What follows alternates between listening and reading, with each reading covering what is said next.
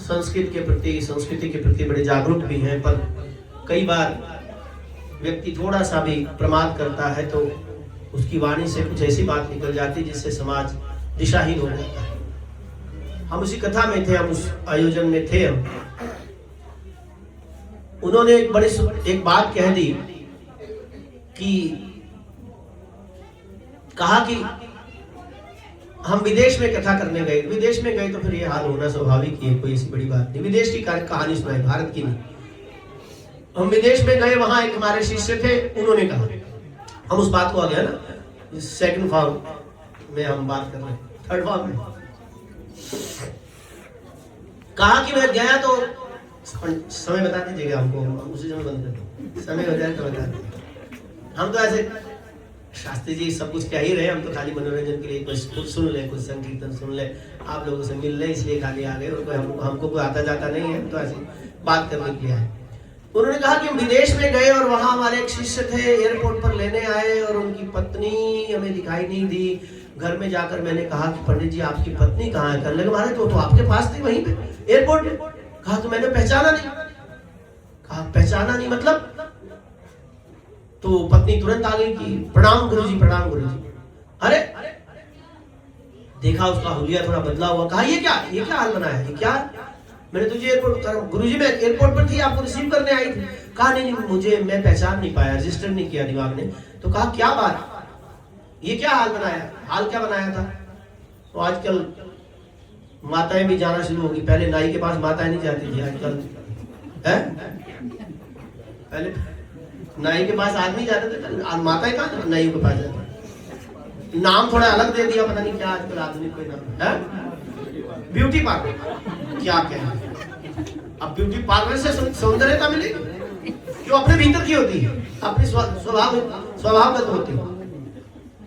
तो कहीं वो चली गई, उसने जाकर के आजकल क्या कहते हैं बॉय कट करवा लिया। गई वो छोटी मोटी गई से बॉय कट करवा लिया और फैशन से वो लगाते हैं आजकल कुछ ऐसे ऐसे मशीन वैसे, जैसे मधुमक्खी का छत्ता होता है ऐसे आगे बढ़ा हुआ सा लटका हुआ, ऐसे बाल दोनों तरफ लटके हुए से। तो वो पहचान ही नहीं पाए। कहा अरे ये क्या? कहा महाराज हमारे जो पति परमेश्वर है वो चाहते हैं कि हम नित्य नूतन रूप में उनके सामने आए, नित्य नूतन रूप में उनके नई नरेली बन करके उनके सामने आए, तो फिर हम भी नए बन गए। ये बात उन्होंने, ये प्रसंग उन्होंने भागवत कथा में कहा जहां लगभग 10,000 लोग बैठे थे और करोड़ों लोग ऑनलाइन सुन रहे। कथा हो गई, जहां वो रुके थे हम वहां पहुंच गए शाम को। हमें तो आपको पता ही है, हमको तो यहाँ भी बदनाम वहां भी बदनाम, हर जगह बदनाम। बाबा जी आराम से बैठते नहीं, न बैठने देते। हम पहुंच गए, उनको पता लगा कि स्वामी जी आए, फटाफट उठे, आए, आके कुर्सी वगैरह दी, बिठाया। मैंने कहा पंडित जी आपने कथा बहुत सुंदर कर रहे थे, एक बात थोड़ी सी हमें ऐसी अखरी, इसलिए मैं आपको बता रहा हूँ। आपने जो कथा की, यद्यपि वो विदेश की कथा है, पर आप सुना भारत में रहे हैं, भारतीयों को सुना रहे हैं।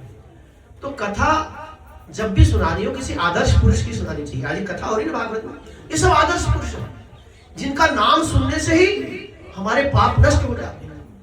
तो कथा जब सुनाए तो ऐसे महापुरुषों की सुनाए जो आदर्श पुरुष हो, जिनको सुनकर के हम अपने जीवन में उनके आदर्श को उतारने की प्रेरणा दें। ऐसे व्यक्तित्व की कथा होनी चाहिए। और आप उसकी कथा कर रहे हैं जिसने अपने बाल बॉय कट कर लिए और फिर ऐसे खखरा आगे बिखेर लिया और फिर आकर के बता रहे कि नित्य नूतन बनकर के पति के सामने आना चाहिए। आप ये क्या शिक्षा दे रहे हैं समाज को?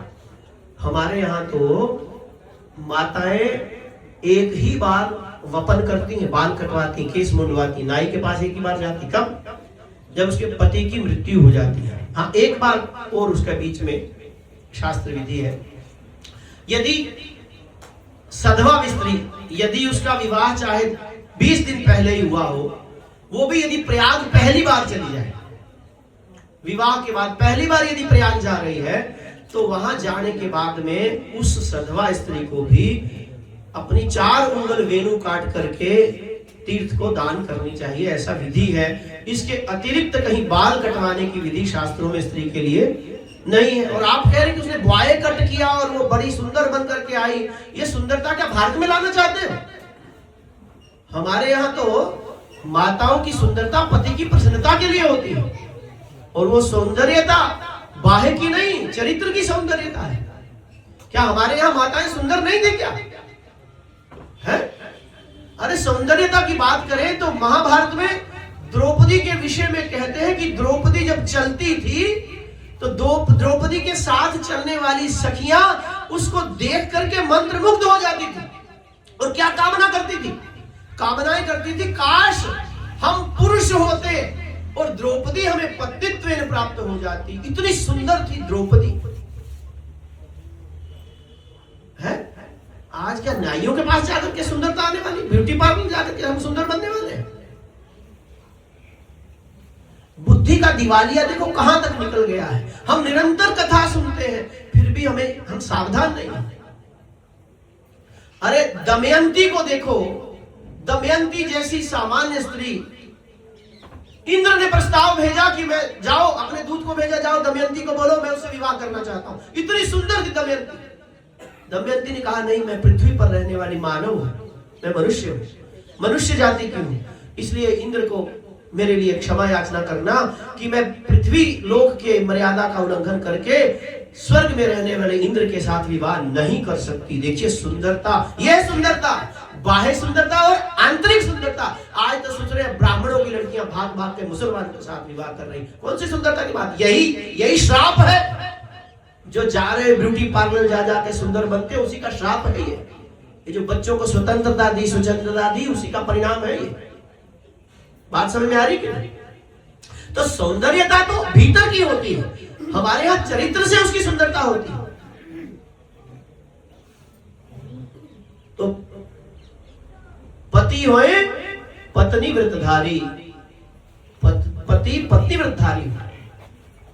इसीलिए शास्त्रों में बड़े सुंदर स्पष्ट शब्दों में कहा गया, नाके चिरंचवस्ते उपवासी च यो भवेत् सततम चैकशायी च सलभते इप्सिताम गतिम। देखो ऋषि मुनियों को भी वो गति प्राप्त नहीं है, देवताओं को भी वो गति प्राप्त नहीं है। जो एक पत्नी व्रता पुरुष को गति प्राप्त है, जो अपनी पत्नी के अतिरिक्त, जिसने कभी पर स्त्री के प्रति अपने मन को गंदा नहीं किया, ऐसा जो पुरुष है, कहा नाके चिरंचवस्ते, वो चिरकाल तक स्वर्ग में निवास करता है। ऐसा पुरुष नाके चिरंचवस्ते उपवासी जयो भवेत्, जो उपवास करता है, और सततम चैकशायी च, जो ऋतु काल में अपनी पत्नी के साथ गमन करता है, पर स्त्री की तरफ दृष्टि उठा के नहीं देखता। कहा सलभते इप्सितां गतिम, वो जिस लोक में जाना चाहे उसी लोक में जा सकता है अपने पत्नी व्रता धर्म के बल पर। याद रखना है, पत्नी व्रता धर्म कोई सामान्य धर्म नहीं है। इसलिए शास्त्रों को कहना पड़ा, कश्यप ऋषि को कहना पड़ा, नास्ति भार्या समम तीर्थम। पुरुष के लिए पत्नी से बड़ा कोई तीर्थ नहीं है। समझ आई कि नहीं? तो अभिप्राय ये जो मुख्य जीवन के सिद्धांत हैं, इनसे तो हमको सो दूर चले गए हैं और सोचते हैं कि सुखी हो जाए। सुखी होना ही चाहिए, कथा का यही प्रसाद है, पर उसके लक्षण क्या है? जाको कछु न चाहिए। अब आप मुक्त पुरुष हैं कि बंधे हुए हैं? मापदंड से माप करके देख लीजिए। लगता है आपको कि हम मुक्त हो चुके हैं? कामनाएं समाप्त हो चुकी, इच्छाएं समाप्त हो चुकी है? सभी इच्छाओं को जब तक भगवत परक नहीं बना दोगे, जो हम भले बुरे सो तेरे, जाको राखे साइया मार सके ना। ध्यान रखना, भोगों को भोगने से कोई आयुष्य प्राप्त नहीं होता, लंबी आयु नहीं होती। समझाई? महर्षि दुर्वासा जैसे एक अंजलि में सागर को पी गए। देखो कितनी तपस्या। हमारे अनेक ऋषियों ने घास दुर्वा का पानी पी करके तपस्या करके उन्होंने इस लोक और परलोक को कल्याणमय पथ दिखाया। तो क्या भोगों को भोगने से सुख मिलने वाला है? इसलिए विचार का विषय यह है, हम लोग सब लोग अपने आवश्यक कार्य छोड़ करके ये जो ज्ञान का मूल स्रोत है, कथा है, भागवत है, इसमें आते हैं। हम पहले भी कई बार कह चुके हैं, सावधान होकर के आइए और ईश्वर को साक्षी मान करके हमारे व्यास जी महाराज बड़ी तन्मयता से बड़ा कठिन परिश्रम करके हमें शिक्षा देते हैं। इनकी एक बात को एक दिन गांठ बांधना, ये बात कल्याणकारी है, बहुत अच्छी है।